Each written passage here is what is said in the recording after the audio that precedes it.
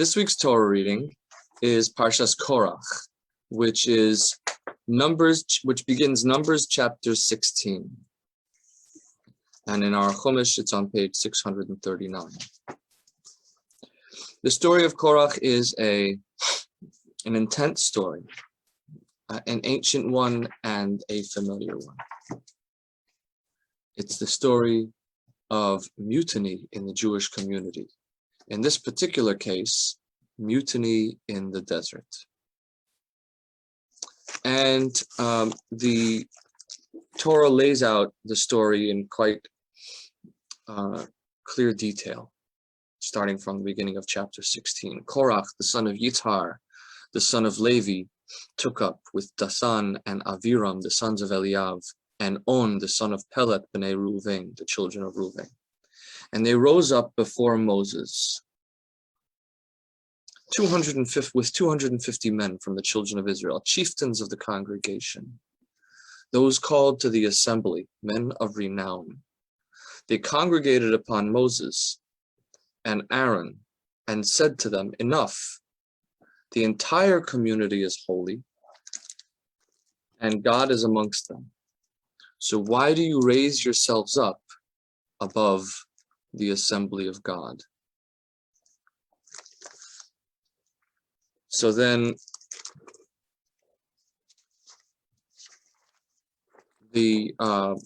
so that's a pretty strong challenge to Moshe, right? Essentially, no one needs you to be a leader, Moses, because everyone is good enough. That's what they say. We'll focus a little bit later on the hypocrisy there, but we'll look into it. Moshe replies by saying to them, and he spoke to Korach and all his company, saying, "In the morning, the Lord will show who are his and who is holy, and will cause him to come near to him, and will bring them near to him. And the one whom he will choose, he will bring near to him." This is what you do.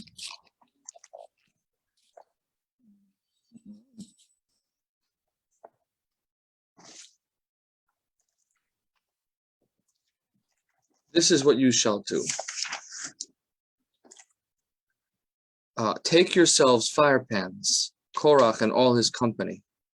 Put fire in them and place incense upon them before God tomorrow.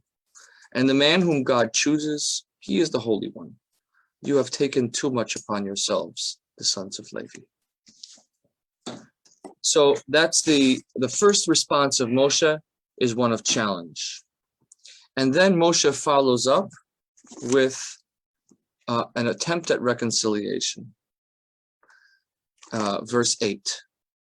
And Moshe said to Korach, "Hear now, sons of Levi. Is it a small thing to you that the God of Israel has separated you from the congregation of Israel to bring you near to himself, to do the service of the tabernacle of God, to stand before the congregation to minister to them, that he has brought you near and all your brothers, the sons of Levi, with you, and will you seek the priesthood also?"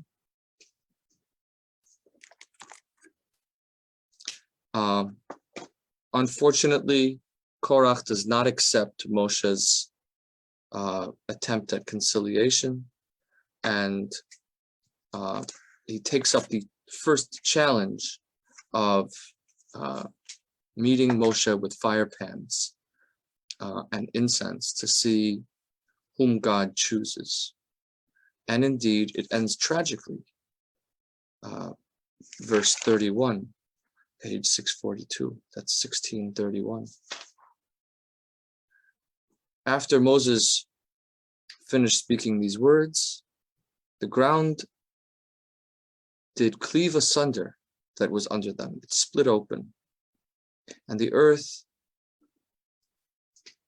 opened her mouth and swallowed them up and all their households and all the men that appertained to Korach and all their goods. And so they and all that appertained to them went down alive into the pit, and the earth closed upon them, and they perished from among the assembly. And all Israel that were round about them fled at the cry of them, for they said, let the earth swallow us up, lest the earth swallow us up. And fire came forth from God and devoured the 250 men that offered the incense. So, what a crazy story. Wild. Let's examine what the spiritual underpinnings that is being described in this story. And remember, of course, that the Torah is a teaching, not a history book. So those who read this with a curious eye, trying to understand what particular natural phenomenon might have occurred, are missing the point. The point is the Torah is teaching us something about ourselves and something about human nature and something about community dynamics. Indeed, the Talmud says that if somebody engages or somebody holds on to an argument or behaves in a divisive way, they are being like Korach. And so the lesson, the Talmud is telling us again, look to the story of Korach for a lesson about how you might live your life. Now, so that's the sort of the overall, that's going to be our overall approach. Let's take a look, however, at, let's take apart Korach's claim. What is he claiming to stand for? And let's see what he might be, how somebody might begin to think like Korach. Right? If the Torah tells us don't be like Korach, then it follows that an unreasonable person might think that it's the right thing to be like Korach. What did Korach say? Verse 31. He said, the entire community is holy and God is amongst them. So why do you raise yourselves up above the congregation of God? Right? If you think about it in the context, the Jewish people all stood at Mount Sinai. When the Torah describes the Jewish people all standing at Mount Sinai, receiving the Torah from God, you know, that's a very powerful story also. Again, not in history. The history of it is not the point, it's the teaching. What's the teaching in the fact that the Torah says that all the Jewish people stood together at Mount Sinai? It's that in contrast to other faith traditions that talk about the founder of the faith meeting God in a cave and then passing that message on to people, right? The message there is that you need a leader you need the founder of the faith in order to connect you to God, because he's the one or she's the one who had the divine vision. And the only way that you can ever come to the divine connection that great leader had, you have to connect to them, right? And Judaism, on the other hand, tells this story of all the Jewish people being at the foot of the mountain, being at Mount Sinai to receive the Torah, which tells us that we don't need anybody to connect to God. Every one of us has our own personal and individual connection with the truth in the universe, and each and every one of us is commanded by God based on who we are about what we're supposed to do. So Korach seems to be echoing that sentiment, or it seems to be consistent with that teaching when he says the entire community is holy and God is amongst them. Why do you raise yourself up above the congregation of God? Okay, so it seems to be clear that there is a reasonable argument to make on Korach's behalf. At the same time, Moshe responds. What Moshe responds by saying, which we characterized as being an attempt at conciliation, but he's also making a fundamental point. He's making a philosophical point. When we look at chapter 16, verse 8 and verse 8 through 10, right, where he says, Is it a small thing that the God of Israel has distinguished you from the congregation of Israel to draw you near to him, to perform the service in the tabernacle of God, and to stand before the congregations and minister them? He drew you near, and all your brothers, the sons of Levi, with you, that you seek the priesthood. And so what Moshe is evoking there, is referring to, is the reality that there is also a divinely commanded hierarchy in the Jewish people. There are the Kohanim, the priests, the Leviim, the Levites, and the Israelites, the lay community, the ordinary Jew, and that there is a different job for each of them. And so what Moshe might be saying is, I know you claim that Judaism is all about equality, but in reality, Judaism also has a tradition, has a teaching of the priesthood, and you too benefit from that, and you participate in that.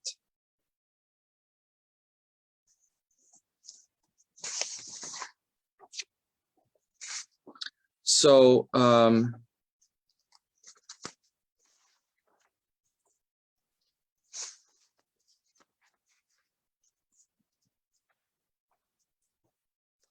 that's Korach's.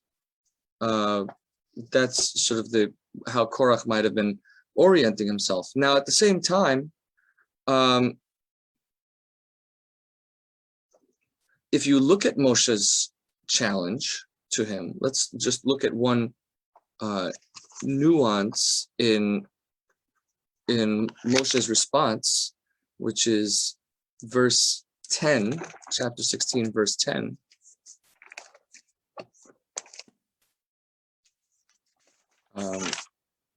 So that's on page 640. He has brought you near, and all your brethren, the sons of Levi, with you, and will you seek the priesthood also?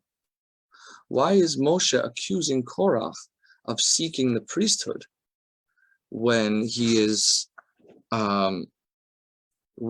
talking about equality? That's what Korach actually said, is that all the Jewish people are equally holy. And yet, for some reason, Moshe indicates that Korach is actually looking to climb the hierarchical ladder. He's looking for a higher place in the hierarchy. Where does Moshe get that? So it seems that like Korach, that what Moshe is referring to is that he knows what Korach is saying and what he really wants. And if you think about it, when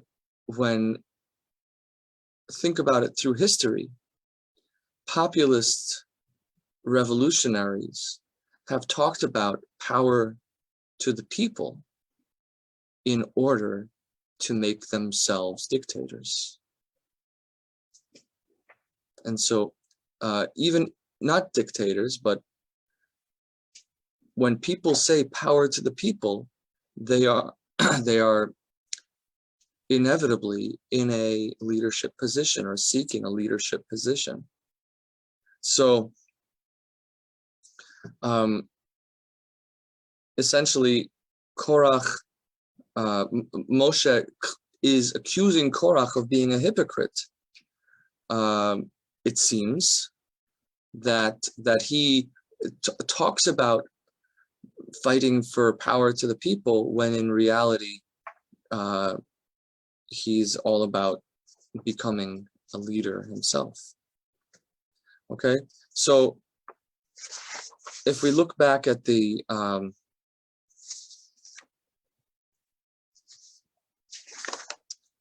so what we said so far, number one, Korach seems to have a point when he talks about the equality in Judaism.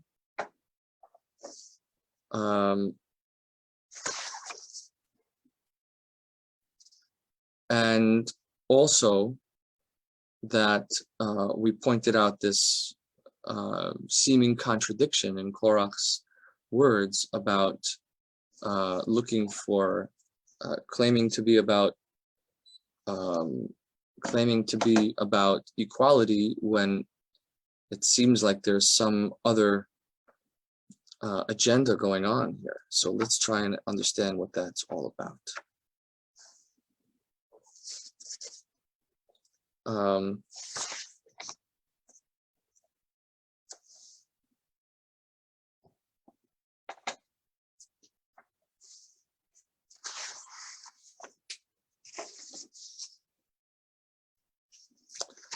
So we're all familiar with the hierarchy, right? We mentioned the ordinary Israelites, Yisraelim, Leviim, Levites, Kohanim, priests, and then the Kohen Gadol, right? So what is the job of a Israelite, of a Yisrael? Right, so our job is to bring sacrifice. That's our, or let's say, the amount of holiness, the amount of closeness to God that we can attain, so to speak, is by in the context of Korach and Moshe's argument, is that we can bring sacrifices to the temple. The tribe of Levi would assist in the temple. They didn't directly perform the service, but they performed auxiliary duties in the temple. They transported the tabernacle and they served as guards on the outer perimeter of the temple, and they also performed the music in the temple. The Kohanim, the priests, performed the service in the tabernacle and the temple. And the Kohen Gadol, the high priest, performs the most holy of services, such as Yom Kippur and the daily Ketoret.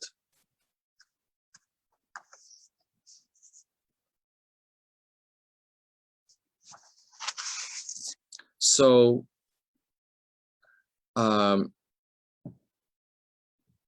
when we look at the difference between the tribe of Levi, which comprises the Kohanim and Leviim, and the ordinary Israelites, the difference is that the tribe of Levi's life is oriented around the tabernacle and oriented around sacred life, service of God in the sacred space.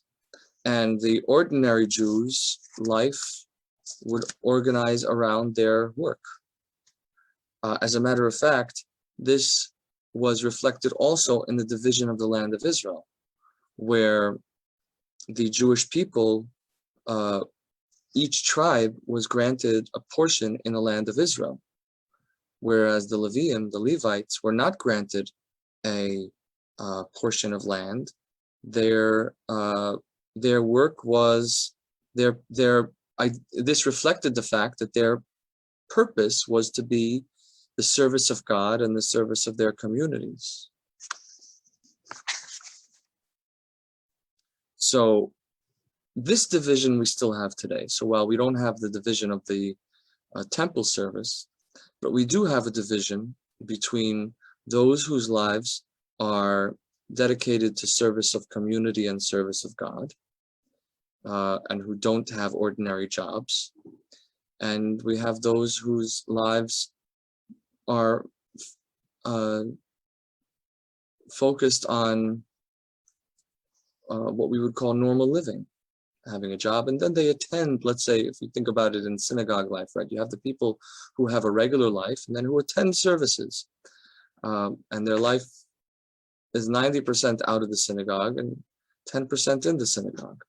And then you have the functionaries of the synagogue whose life is the service of God in the community. Or in the larger sense, in the community, we have those who are dedicate their lives to Torah scholarship and those who support the Torah scholarship. Essentially, we have people who make their lives focus on the spiritual and those who make their lives focus on the material.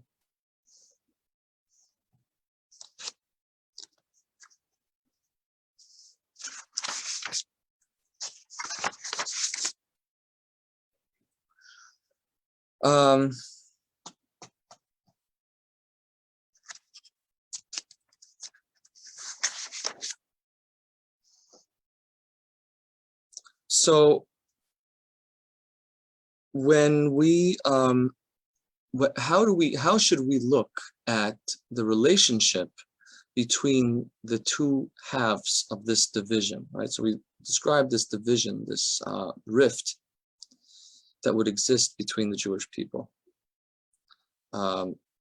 between those who are scholars and those who are lay people, between those who are functionaries in the synagogue and those who are worshipers in the synagogue.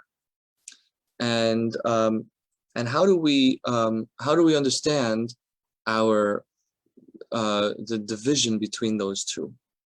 And this is the underlying difference between Moshe and Korach's perspectives. Korach says the Jewish people requires both. We have to have scholars and we have to have lay people. And what Korach says is the entire congregation is holy. That is, it's okay, whichever you choose. If you want to be a scholar, that's holy, that's doing God's will. And if you want to be a farmer, that's holy, and that's doing God's will. Think about it in Israel today. You might say that a kibbutznik, or a farmer, or a shopkeeper in the land of Israel is holy, because they are tilling the holy land of Israel, or conducting commerce in the holy land of Israel. And someone who studies Torah is also holy, because they're studying Torah, and they're both equally holy. One is connecting to God through the land, and the other is connecting to God through the Torah. And so Korach is saying, that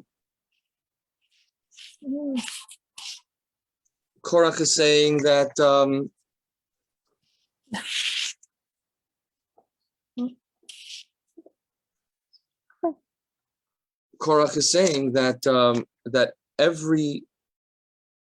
every Jew is holy. There is holiness in both of these tracks, in both of these approaches, in both of these ways of operating. When Moshe Rabbeinu, however, says, Moshe Rabbeinu comes from a different perspective, in which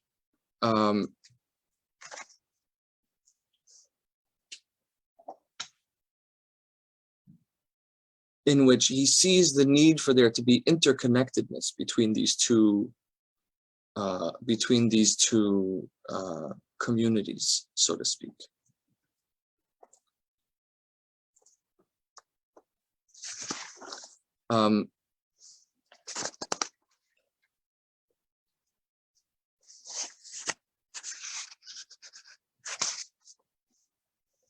Moshe Rabbeinu, on the other hand, teaches that a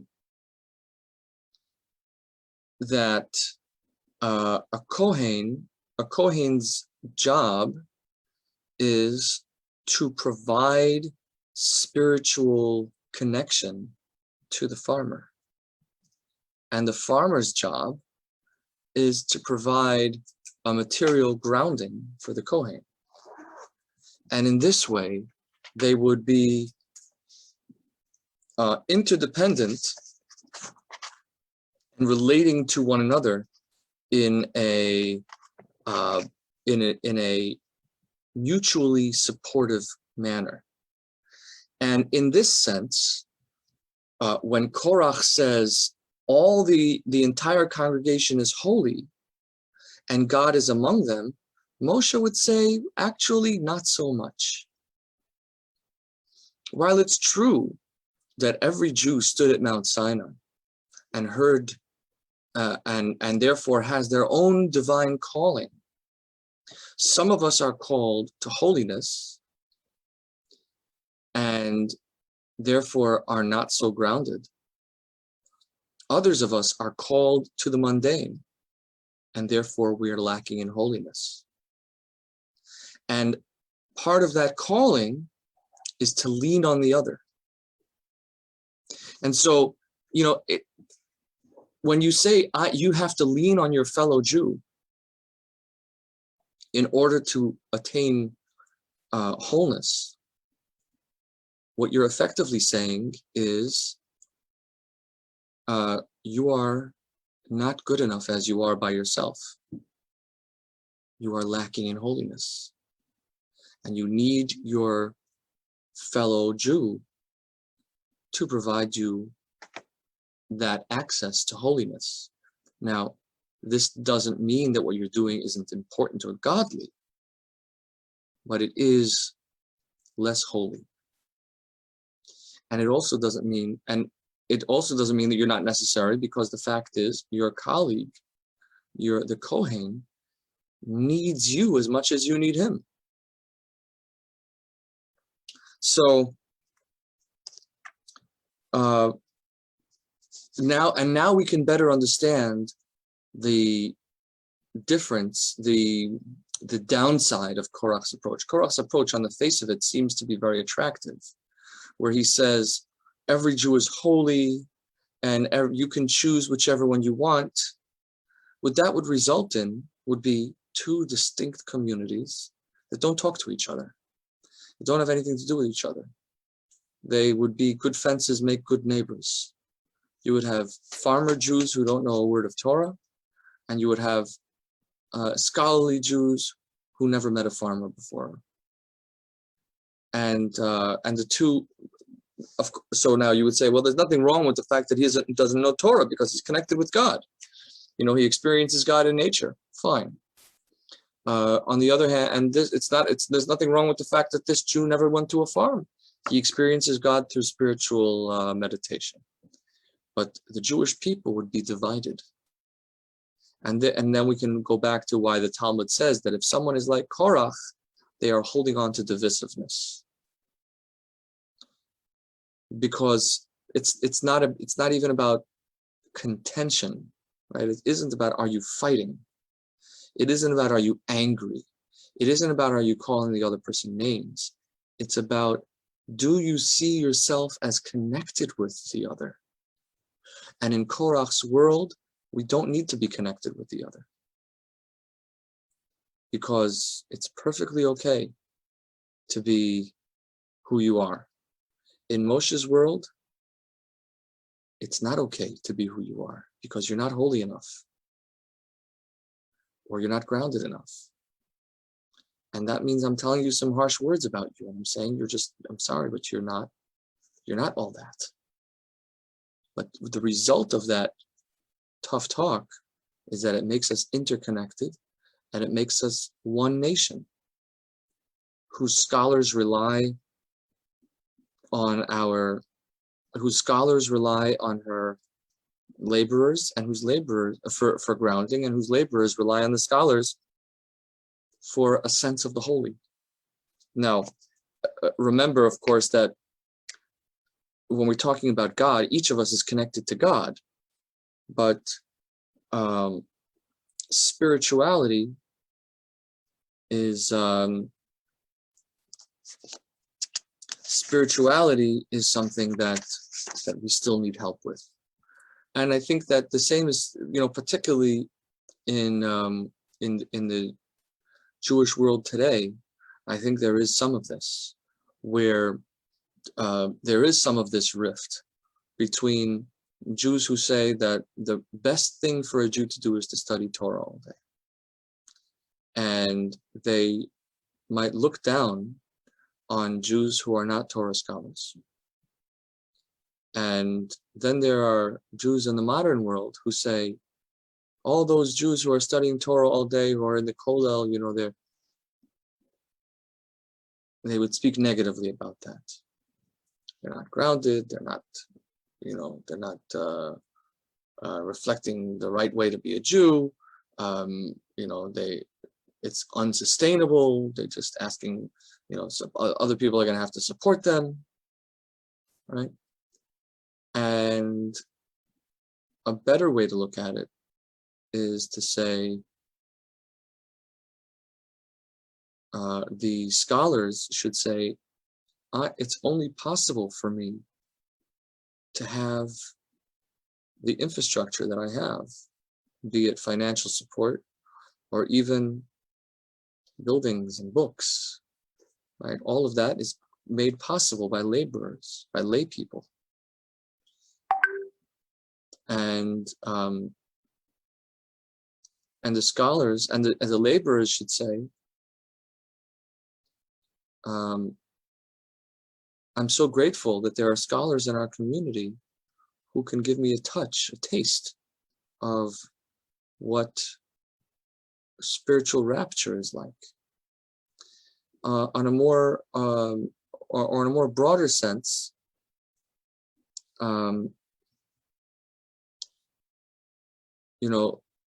the Art Scroll Talmud is an example of this. The Art Scroll Talmud is a translation of the Talmud,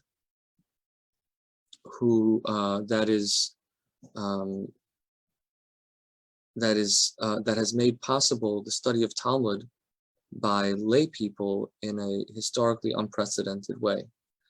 Just a couple of years ago, we had the Siyam Hashas, celebration of the conclusion of the entire Talmud. It takes 7 years if you read one page a day. And there were some 100,000 people at this event, most of whom were not rabbis. How do non-rabbis have the scholarly wherewithal to be able to learn Talmud? 1 page a day. And the answer is that with the help of the Art Scroll Talmud is one way, or with the help of people who dedicate their lives to Torah study full time, that they teach. They would teach the Talmud 1 page a day, or either people read the Art Scroll Talmud on their own, or they attend a class where someone is going through it. But in order to go through a page of Talmud, you have to have a lot of background. So these people had this intense, amazing spiritual accomplishment that was only made possible by those in full-time scholarship. Now, at the same time, the one who said the Kaddish at the end of the Siyam Hashas, at the end of this event, the celebratory Kaddish, which is such an amazing honor. Out of 100,000 people, who did they choose? They chose a man named Jay Schottenstein. Jay Schottenstein is not a Torah scholar. As a matter of fact, you could tell from the way he said the Kaddish that he isn't, Hebrew is not a language that he's very fluent in. And yet, without him, the entire endeavor wouldn't have been possible, because he sponsored the Art Scroll Talmud. He paid for the printing of it, and he financed the scholars who would spend full days in study and in research and in production of this Talmud. And so this kind of, and now this is it's a tenuous, it's a delicate and a vulnerable balance to maintain that to hold both thoughts at the same time. On the one hand, that what I'm pursuing is special and important, and on the other hand, I'm nothing without the other.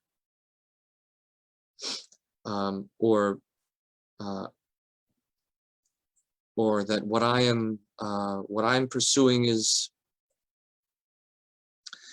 not the thing that I spend my time in is not so holy, and that with the help of the other, I'm able to. So I can have respect for the other, appreciation for the other, and at the same time valuing what I myself do. And this is evidenced in the fact that right after the story of Korach, if we turn to page 646, chapter 18, verse 8. So right after the story of Korach, he talks first about the sanctity of the holy place, which indicates that not every Jew is allowed to go into the sanctuary. And then following that, it talks about the gifts. Let's just read verse 8 and 9. And God spoke unto Aaron, and I, behold, have given you the charge of my heave offerings, even of all the hallowed things of the children of Israel. Unto you I have given them for a consecrated portion, and to your children as a due forever. This shall be yours of the most holy things, reserved from the fire. Every offering of theirs, even every meal offering of theirs, and every sin offering of theirs, and every guilt offering of theirs, which they may give unto me, shall be most holy for you and for your sons. So he's saying the Kohanim, and all the best of the corn and the best of the wine, first ripe fruits, and he goes through a whole list of gifts that are to be given by the ordinary Israelites to the priests, which kind of reinforces this idea that the Kohanim, the priests, are meant to are meant to represent closeness to the sanctuary, and that they should, and that the ordinary Jews should give them gifts as a way of supporting them, and in turn,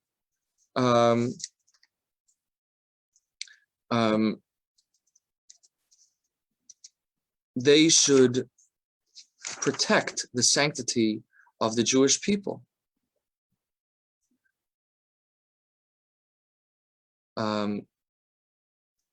As it refers in in chapter 18, verse 1 through 7, saying that the ordinary Jew who would enter into the sanctuary would die as a result, and you, on the other hand, would be representing them in the sanctuary. And so, in a sense, he's really making that argument that the anti-scholars make by saying, people who spend all their lives in the sanctuary die, meaning there's no, it's unsustainable. The Jewish people would collapse if everyone spent their life in Kollel, if everyone spent their life in full study. And so therefore there has to be the czar, the person for whom the study hall is somewhat of a strange place, that he would die. And yet the priest doesn't. So there are some people who will dedicate their lives to that life. And yet the reason they don't die is because the czar, because the stranger cannot enter, and because they give the gifts. The truth is that for the modern Orthodox who argue that the Kollel is unsustainable, they're right, the Kollel is unsustainable, and the only reason that Kollels exist is because of modern Orthodox contributions. So if they would stop doing what they do, they would be right. But we have to bring this idea into our heart. Support the Kollel and learn from the scholars, or teach the ordinary people and appreciate your supporters.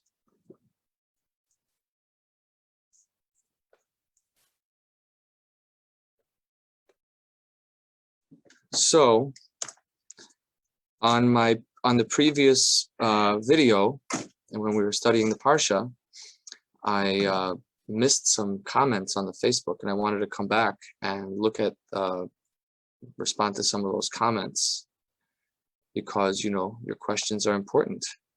So the question was, if God is not, when we talk about the idea that God,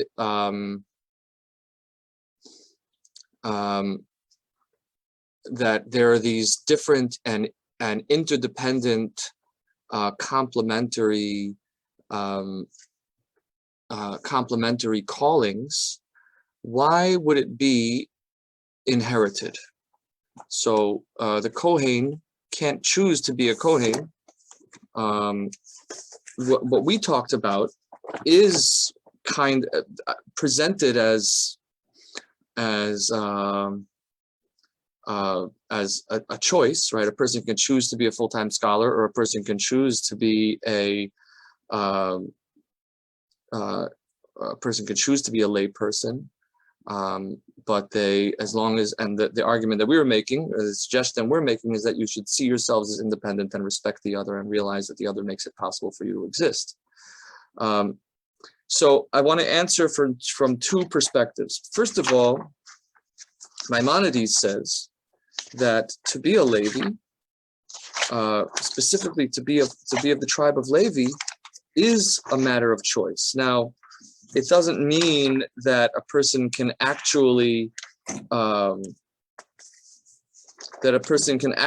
choose to join the tribe of Levi, but that a person can choose, if they want to attain the level of holiness of the tribe of Levi. And this is in Maimonides' Mishnah Torah, Laws of Sabbatical and Jubilee Years, chapter 13, Law 13. He says, not only the tribe of Levi, but any individual of any inhabitants of the world, Jews and non-Jews, by the way, whose generosity of spirit motivates them and who understand with their wisdom to set themselves aside, to stand before God, to serve him and minister to him, to know God, proceeding justly as God made them, and they cast off from their neck the yoke of the many calculations that people seek, essentially saying that a person stops worrying about their financial obligations, and stops worrying about all the things that drag us down into the material, and instead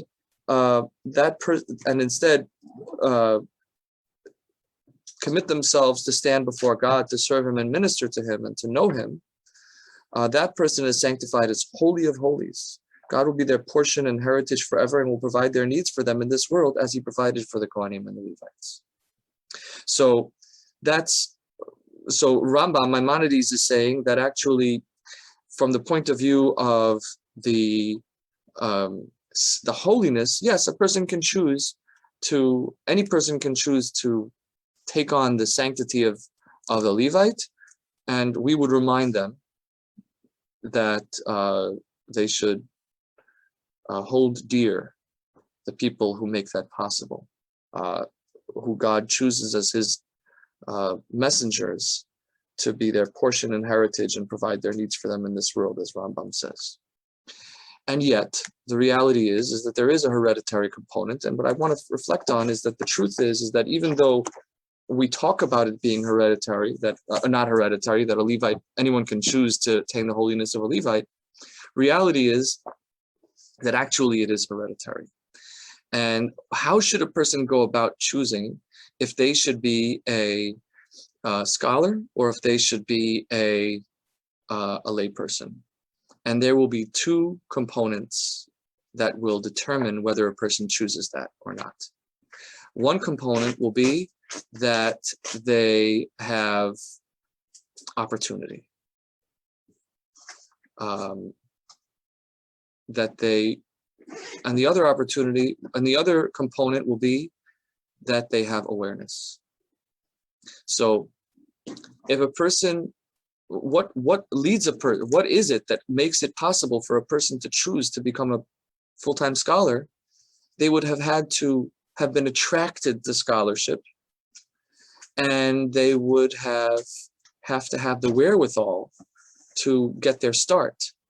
Though both of those things are not in our control. We don't choose to know what we know. We only know what we know because we have been shown it. And we also don't all have the ability to know things because we may not have the intellectual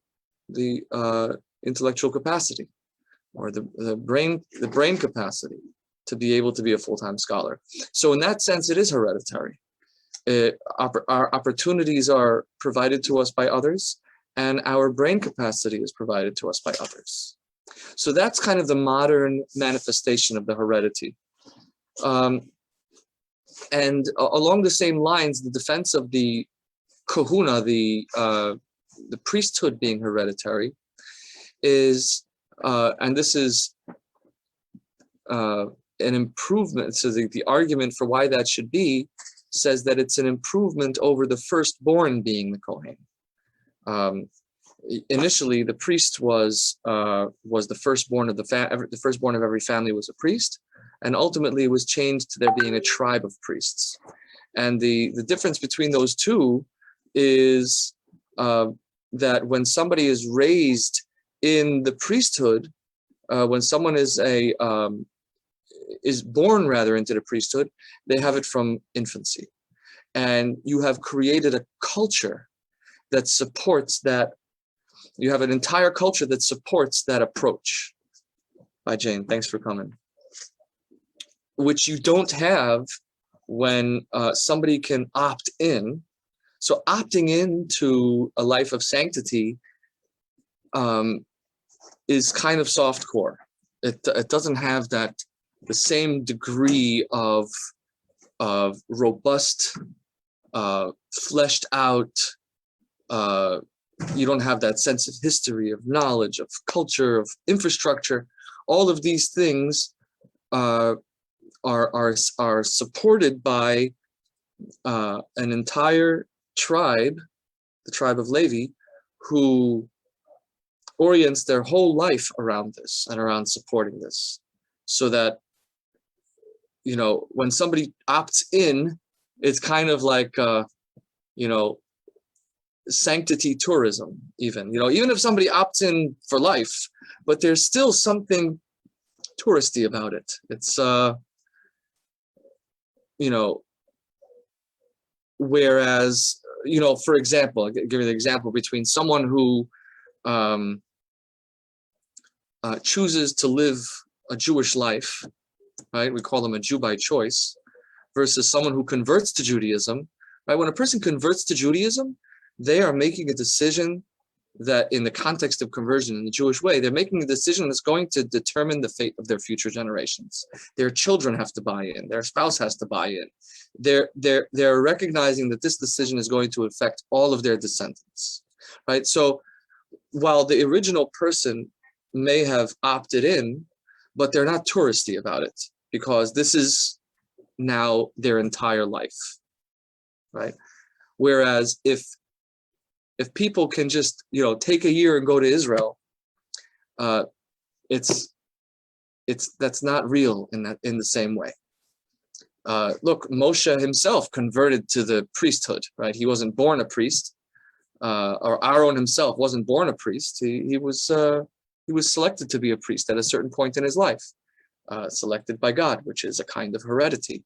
But yet, the point is that once he was selected, he saw it as the kind of relationship that's a lifetime, permanent, and non-negotiable relationship.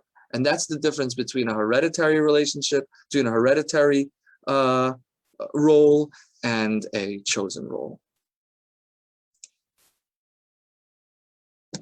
I'll stay on for another minute. If anybody else has any questions, I will be glad to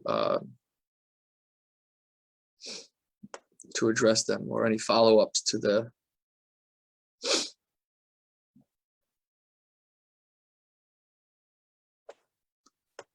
Okay, so that's so remember, we are our life circumstances is divine heredity. Our spiritual proclivity is also a divine heredity. And when we are chosen for this role, we go all in, so much so that it becomes life itself. And we also pass on, you know, we also, neuroplasticity can be inherited also, right? If we, you know, we have, let's say, if we have inherited trauma, if we believe that it's possible to inherit trauma, we also believe that it's possible to inherit holiness, right? So, yes, and holiness is, I wouldn't say that holiness is not independent of the heredity. godliness is independent of the heredity. So there is a holy service of God, which is separated, being separate from ordinary life, right? That's holy work. And then there is unholy work. So, right, in Judaism, we have the Sabbath, which is a holy day, and we have the 6 days of the week, which are ordinary days. The Sabbath is objectively holy in a way that the other days are not. But at the same time, the Sabbath can't exist if we don't cook on Friday. So the 6 days are equally godly, but not overtly holy. So, and not unnecessary, right, is the other point. It's not, it's maybe I would differentiate between holiness and importance.